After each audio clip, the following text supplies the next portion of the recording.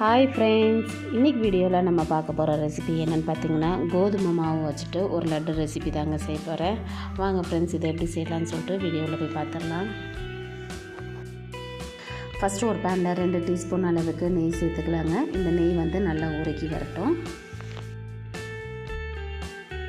இந்த நெய் நல்லா உருக்கினதுக்கப்புறமா இது கூடவே முந்திரியும் பாதாமும் சேர்த்து எடுத்துருக்குறாங்க. அதை நல்லா வறுத்துக்கலாம். ஸ்டவ்வை லோ ஃப்ளேமில் வச்சுட்டு ஒரு 2-3 நிமிஷத்து போல் நல்லா வறுத்துக்கலாம். இப்போ பாருங்கள், இது நல்லா கலர் சேஞ்ச் ஆகிடுச்சு. இப்போ இதை எடுத்து நம்ம வெளியே வச்சுக்கலாங்க.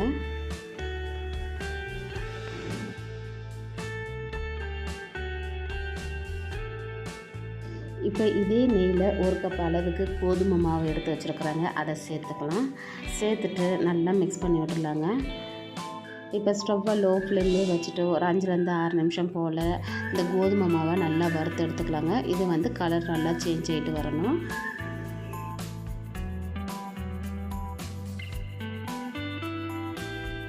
இப்போ இது கூடவே 1 ஸ்பூன் அளவுக்கு நெய் எடுத்துருக்குறாங்க. அதையும் சேர்த்துட்டு நல்லா மிக்ஸ் பண்ணி எடுத்துக்கலாங்க. இடையில அப்பப்போ நெய் தேவைப்பட்டுச்சுன்னா சேர்த்துக்கிட்டு இந்த அளவுக்கு நல்லா வறுத்து எடுத்துக்கலாங்க.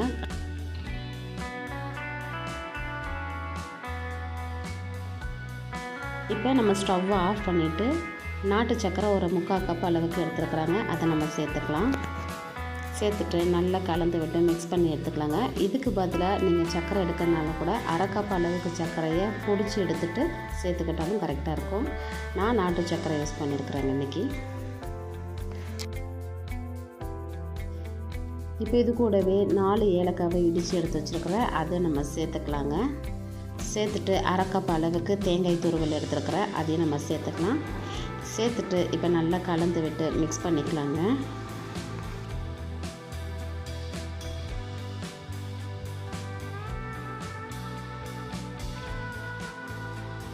இப்போ இது நல்லா கலந்து விட்டதுக்கப்புறமா நம்ம முந்திரி பருப்பு வறுத்து வச்சுருக்கிறோம் இல்லைங்க, அதை நம்ம சேர்த்துக்கலாம்.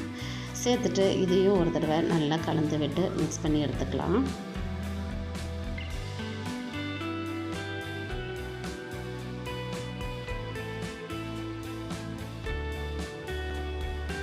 இப்போ இது நல்லா சூடு ஆறிடுச்சு. சூடு ஆறினதுக்கப்புறமா ஒரு 1/4 கப் அளவுக்கு பால் எடுத்துருக்குறேன். அதில் கொஞ்சமாக நான் சேர்த்துட்டு நல்லா பிசைஞ்சு எடுத்துக்கிறேங்க.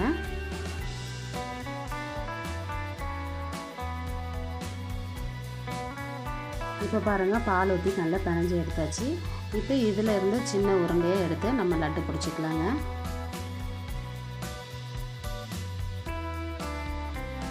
இப்போ பாருங்கள், நம்மளுக்கு லட்டு வந்து ரெடி ஆகிடுச்சு. இப்போ மீதம் இருக்கிற மாவுலேயும் நம்ம இந்த மாதிரி உருண்டை பிடிச்சி எடுத்து வச்சுக்கலாங்க. இப்போ இதை வேறு ஒரு பிளேட்டுக்கு மாற்றிக்கலாம்.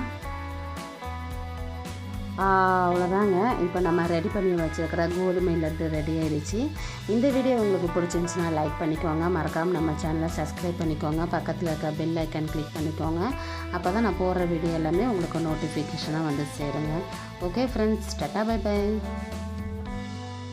ஹாய் ஃப்ரெண்ட்ஸ், இன்றைக்கி வீடியோவில் நம்ம பார்க்க போகிற ரெசிபி என்னென்னு பார்த்தீங்கன்னா, கடலை மாவு வச்சு லட்டு தாங்க செய்ய போகிறேன். வாங்க ஃப்ரெண்ட்ஸ், இதை எப்படி செய்யலாம்னு சொல்லிட்டு வீடியோவில் போய் பார்த்துடலாம். ஃபஸ்ட்டு ஒரு பவுலில் 1 கப் அளவுக்கு கடலை மாவு எடுத்துருக்குறாங்க. அதை நம்ம சேர்த்துக்கலாம். சேர்த்துட்டு 1/2 கப் அளவுக்கு ரவை எடுத்துருக்குறாங்க. அதையும் சேர்த்துக்கலாங்க. சேர்த்துட்டு இந்த 2த்தையுமே நல்லா கலந்து விட்டுக்கலாங்க.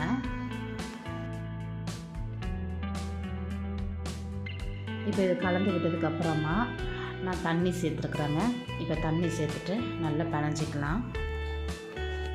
தேவையான அளவுக்கு இடையில தண்ணி ஊற்றி நல்லா பிணைஞ்சி எடுத்துக்கலாங்க. இப்போ நான் ஊற்றின தண்ணியே சரியாக இருக்கும்.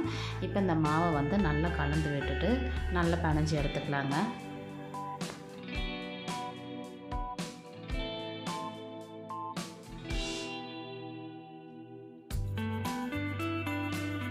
இப்போ பாருங்கள், இந்த மாவு வந்து நல்லா பிணைஞ்சி எடுத்து வச்சுட்டேன். இந்த மாதிரி இருந்தாலே கரெக்டாக இருக்குங்க. இப்போ தட்டு போட்டுட்டு ஒரு 15 நிமிஷம் போல் நம்ம ஊற வச்சு எடுத்துக்கலாங்க. இப்போ 15 நிமிஷம் கழித்து நான் ஓப்பன் பண்ணியிருக்கிறேங்க. மாவும் நல்லா ஊறி வந்திருக்குது. இருக்கட்டும். இப்போ ஒரு கடாயில் தேவையான அளவுக்கு எண்ணெய் ஊற்றி நல்லா காய வச்சுருக்குறாங்க. இப்போ ஸ்டவ்வை லோ ஃப்ளேமில் வச்சுட்டு நம்ம எடுத்து வச்சுருக்கிற மாவில் வந்து சின்ன சின்னதாக நம்ம பிடிச்சி போட்டுக்கலாங்க. நம்ம பிடியாகவும் பிடிச்சி போட்டுக்கலாம், இல்லைனா இந்த மாதிரி கிள்ளியும் நம்ம சேர்த்துக்கலாங்க. நம்மளோட விருப்பம் தான். இப்போ இது வந்து நல்லா வேகட்டுங்க.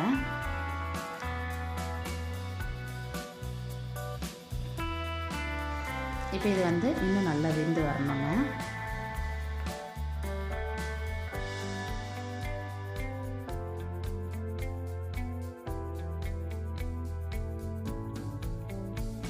இப்போ பாருங்கள், இந்த அளவுக்கு நல்லா வெந்து வந்திருந்தாலே போதுங்க.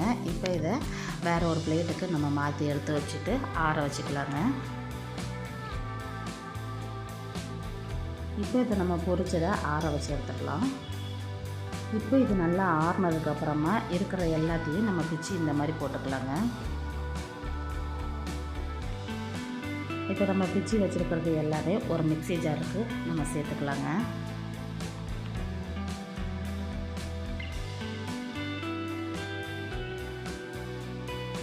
சேர்த்துட்டு இது கூடவே வாசனைக்காக 3 ஏலக்காயை எடுத்து வச்சுருக்குறாங்க. அதையும் சேர்த்துட்டு நல்லா அரைச்சி எடுத்து வந்திருக்காங்க. பாருங்கள், இந்த மாதிரி அரைச்சாலே கரெக்டாக இருக்கும். இப்போ இதை வந்து வேறு ஒரு பாத்திரத்துக்கு நம்ம மாற்றிக்கலாங்க. மாற்றினதுக்கப்புறமா 3/4 கப் அளவுக்கு பிடிச்ச சர்க்கரை எடுத்துருக்குறாங்க. அதை நம்ம சேர்த்துக்கலாம். சேர்த்துட்டு எல்லாத்தையோட நல்லா மிக்ஸ் பண்ணி எடுத்துக்கலாங்க.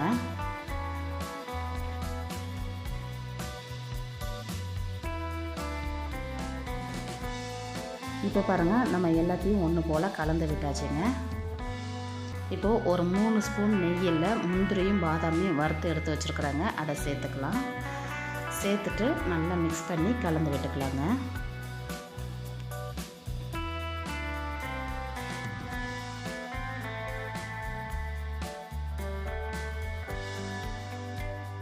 இப்போ இது எல்லாமே நல்லா பிணைஞ்சி விட்டதுக்கப்புறமா இதில் இருந்து சின்ன உருண்டையை நம்ம பிடிச்சி எடுத்துக்கலாங்க.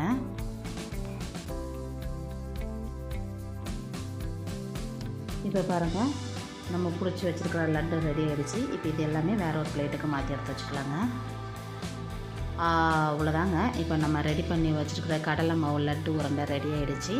இந்த வீடியோ உங்களுக்கு பிடிச்சிருச்சுன்னா லைக் பண்ணிக்கோங்க. மறக்காமல் நம்ம சேனலை சப்ஸ்கிரைப் பண்ணிக்கோங்க. பக்கத்தில் இருக்க பெல் ஐக்கான் கிளிக் பண்ணிக்கோங்க. அப்போ தான் நான் போடுற வீடியோ எல்லாமே உங்களுக்கு நோட்டிஃபிகேஷனாக வந்து சேருங்க.